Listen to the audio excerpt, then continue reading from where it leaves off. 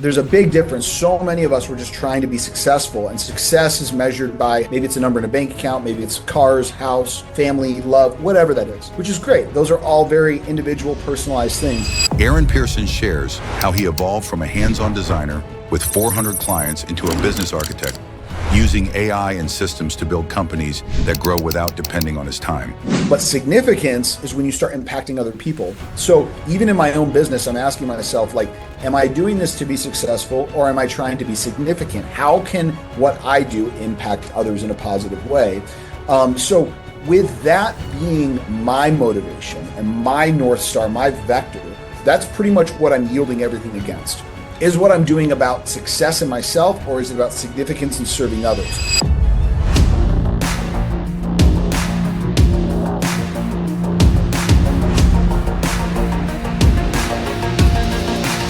What's up, everybody? This is Ryan Van Ornum back with another edition of the Scaling Up Success podcast. Today, we're brought to you by Synergist. It is your scalable operations company that helps you grow exponentially faster at a fraction of the cost. Go check out synergist.com for more information. While you're at it, please like, comment, and subscribe on our videos on Spotify and YouTube. Today, I have Aaron Pierson. Aaron, how the heck are you doing today, my friend? I'm doing well, Ryan. Thanks for having me. Awesome. Well, we're just gonna jump into it, man. You got all kinds of stuff happening. So, tell us a little bit about how you got all of this stuff started, man. It's a long story, so I'll try to condense it as best I can. So formally, I have a degree in graphic design and marketing. About 20 years ago, I went to college for design and marketing. I had always been interested in the process of creation. I like having ideas conceptually, and then I like creating and building those ideas. Sure. So, as a designer and you call it like an artist slash designer as a background, I started a very simple kind of boutique design agency. We did a bunch of identity design, we did print, business cards, the basic stuff you would expect from a graphic designer, just a kid on a computer making graphics, making things look pretty for people making money. But what I realized, just like most business owners in any business, is that a lot of these ideas that you have initially have a ceiling, and they turn you into a practitioner versus a business. So, Yeah. I was building a very busy practice. I had over 400 clients at one point, and it got to the point where I'd kind of come into, and I had a studio. I actually rented my own little office and started formulating a business. But I remember coming in, and I kept coming in earlier and earlier and earlier because I had so many emails to respond to. And it was just like pixel pushing. Move this image over here, change this, change that color, change that font. And I realized at that moment that I had made, although I had this dream and this vision of having this big design agency, I kind of built a business that didn't really fulfill me, internally. And if I wasn't there, I wasn't earning money. So I built what now is described as a practice. Just like a Yeah. dentist, just like a doctor, you get paid for the services that you perform when you come into work. And that's when I realized that I need to be a problem solver, not an order taker. And Hmm. that's when I started developing skills in strategy. I started understanding business development. Today, I describe myself more as an architect of businesses. I design businesses. And I do that through a lot of different means. We do use design, we do use, web experiences and AI and automation. But I'm more interested in creating a system that allows me to generate money and revenue independent of my physical time sitting at a computer. So, yeah, it's more of a passive income system that I've been trying to develop and architect, over the last 15 years. And aside from doing it for myself, I help others do the same. So, what are you most proud about on this journey that you've been on? Because, you go through ups and downs. Like a lot of people think, that they're just going to jump into something and they put their toe in a little bit and they barely, they're like, they get a little bit of success and feel like they're gonna, be able to turn the corner. But what's your most prideful piece that you've found developing what you got going on? So this is going to be an interesting answer. On my journey, you have to use and leverage a lot of other people's talents, right? To achieve the goals you want to achieve, you typically can't do it by yourself. And even in your logo, you got the scaling up with the mountain. It's like what fun is being on the top of the mountain if you're by yourself? So for me, early on, I started partnering with and teaching at a lot of the colleges. So the Art Institute of Phoenix, Now I currently partner with and collaborate with the University of Advancing Technology. My the thing I'm probably most proud of is helping develop students who are in this infancy stage of their career and their understanding of how to provide value with their expertise to the marketplace. It's interacting with these students and watching them evolve from, from down here taking orders to up here solving problems. So when you look at like my LinkedIn profile, for example, you'll see maybe three testimonies of C-suite executives, publicly traded company executives saying, "Oh, Aaron's awesome at branding and strategy and yada yada." But the majority of my of all the recommendations that I get are from the students who interned through my company and have gone off to build successful agencies or just companies in general. So for me, there's a ripple effect. What I do is teachable. You can't teach like hustle and grit, and I get that, but how you approach a problem and how you use creative thinking and design thinking to solve that problem, that's something that you can teach, and that's something that you can help influence in others. So to me, I think that the thing I'm most proud of, yeah, are the mentees that I've supported along their journey. And some of them actually work for me full time now. They've decided that their dream is great. And I said, hey, if you give me 10 years, which is nothing, they're 22. You'll be 32 by the time you're done giving me your 10 years. You will have more experience in this 10 years than you could get applying for jobs and doing everything else because I'm so multifaceted. So some of them want to stay and work with me, and others go off and develop their own thing. I don't hold anyone back. You want to go develop your thing? How can I support you? So that's it. I Probably not love what you that, were man. expecting, but that's it. No, I love that. That's fantastic. Like, and it kind of goes into a little bit of like my next question because it's like it's kind of unexpected of what you're, like the traditional answer that you may hear from something like that. But like, what have was there like an unexpected conversation that sent you on a different tangent along the way, or was it like maybe just meeting somebody along the way? You're like, holy cow, maybe we could do it this way. Well, yeah. So we've been talking so far at a pretty high level. I've been giving you very specific answers. I'm going to keep it at this high level because I want people to be able to attach maybe my story and experience to whatever fill in the Yeah. variable that they're dealing Yep. with. So, Yep. what was the thing that changed for me? The thing that changed for me, there was a woman named Janessa, don't know her last name. She's actually a pastor. And she was kind of preaching on a sermon and she was talking about the difference between success and significance. And there's a big difference. So many of us were just trying to be successful, and success is measured by however we measure it. Maybe it's a number in a bank account, maybe it's cars, house, family, love, whatever that is, which is great. Those are all very individual, personalized things. But significance is when you start impacting other people. So even in my own business, I'm asking myself, like, am I doing this to be successful or am I trying to be significant? How can what I do impact others in a positive way? So with that being my motivation and my North Star, my vector, that's pretty much what I'm yielding everything against. Is what I'm doing about success in myself, or is it about significance and serving others? When a customer comes to me with a problem, I always say this. I say, hey, I care more about your business and your feelings. And the reason I say that is because later on in the conversation, it gives me agency to say, hey, that's a bad idea. Hey, that's not, I would not go in that direction, right? And I've already told you, I don't care about your feelings. We're here to solve, these big problems. We're here to help you achieve your goals. But, similarly, that kind of idea, I think it's important to have values in yourself for your business to help guide you in whatever direction that you're going. And again, I'm using this in variable talk because your listeners could be course creators, they could be salespeople, they could be podcast. It doesn't matter. Right. The question I think you should ask yourself is, are you trying to create a life of success or a life of significance? And when you build a life around significance, what manifests from that is 10 times greater than what you will have from personal success. I agree wholeheartedly, man. So one thing that you touched on lightly earlier was like that you've had some people that you worked with that now have became like intrapreneurs with you, not necessarily entrepreneurs, but like how do you build a culture where people want to give that time, that want to do and be a part of everything that you grow? Because it's like so many business owners they know how to lead themselves, and then they're like, man, I just can't get what I need out of my team. Yeah, I mean that's a leadership skill, right? So we all know Simon Sinek, leaders create leaders. Yeah, So the question is, we don't give somebody a task. I don't give these people tasks.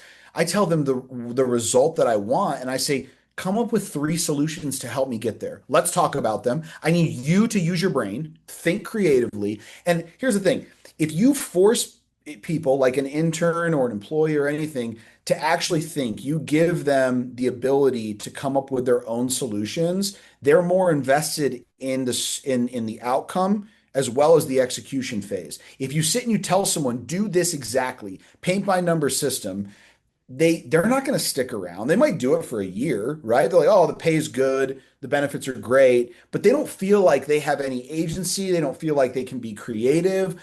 I ask people with less experience than me, what would you do? And to be honest, sometimes I'm shocked. I'm like, hey, it's actually not a bad answer. Let's tweak that a little bit. Or hey, have you thought about this? My thing is I try to lead by that kind of principle. I'm more of a question asker. I want to inspire others to come up with their own solutions. And I think when you inspire people and you can connect with them that way, their loyalty is much stickier than someone who you're like, just do this. If you need to just do this person, hire a VA. They're fantastic. They'll do exactly what you say. Make them a what is it, a Loom video? Yeah, just make them a Loom video and send them on their way. Okay, great. But if you want to like build culture, you need to have a two-way dialogue with the people that are there. It can't be I'm in charge, do what I say and don't ask any questions. I've had right, clients like that I've literally fired. I'm like, we listen, just because you pay me doesn't mean you own me. I right, accept your money too, right? So think about this. If you have a client who's the same way, you're participating in this insanity in the transaction just by accepting it. Your money's no good here because this doesn't fit with me and my values and the culture that we're trying to. I'm here to protect my people, right? If I find somebody who's talented, I'm not going to introduce them to or try to, expose them to a megalomaniac of a client, which there are many of them out there. There are many poor leaders, like, and superficially and on social media, they boast their Christmas parties, they boast, all their client appreciation stuff, but internally, their employees are afraid of them. They're afraid to speak up. They're afraid to share their ideas. And that's a horrible existence, man. We are products of our environment. So I don't want to be in environments like that at all. And so we just try to cultivate an environment of inclusiveness, of creativity, of asking questions, of challenging what we think is the norm. In my opinion, there's more than one way to solve a problem. And my way isn't always the best way. I might have 75% of it cleared out, but I might learn something from this guy who's fresh out of school, who's playing in this new AI program that I've never even heard of because there's 1,000 of them now. So it would be stupid of me as a leader to say I know everything and you just do what I say. So yeah. I love that, man. Very cool. One of the things that we do here is we try to get to know our founders like on a little bit more of a personal level. Is like you ready for a few rapid fire questions? Sure. All right, man. What book are you reading right now? Don't even remember the name of it. I want to say it's called Scaling Smarter. I just bought it on Amazon and it just came and I haven't even opened it up yet. Here, I'll tell you in just a second, but I want to Yeah, say it's called Scaling Smarter, but let me just double check because it's literally, if I go here, look, it's at the top of my list right here.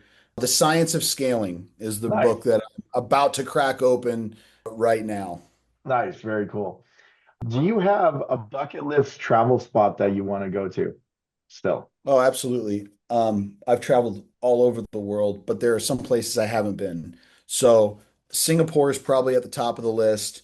Definitely Japan, anywhere in Israel, Tel Aviv. I've been to Europe quite a bit, been to New Zealand, South Africa. I'd love to go to South Africa. I'm giving you way too many, dude, I because love it. you're asking the wrong guy, dude. I travel all the time. So I would say probably the top one is Singapore. Nice, very cool.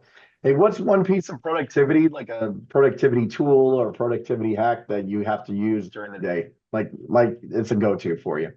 Fast. Don't eat until 1 o'clock in the afternoon. I dig it, man. Keeps your mind where it needs to be. It's most people will run out of energy and burn out by 2, 3 o'clock. It's because you're eating crap. Stop eating crap. Drink some black coffee. Don't eat until 1 o'clock. You will get more out of the day. You'll have more brain power, more creativity, more problem solving. If your brain doesn't function properly, how are you supposed to operate at a super high level, right? We sit down, we work in computers. Like we need to be able to like work at a high frequency, and the food and the things that we digest slows that down. I love that, man.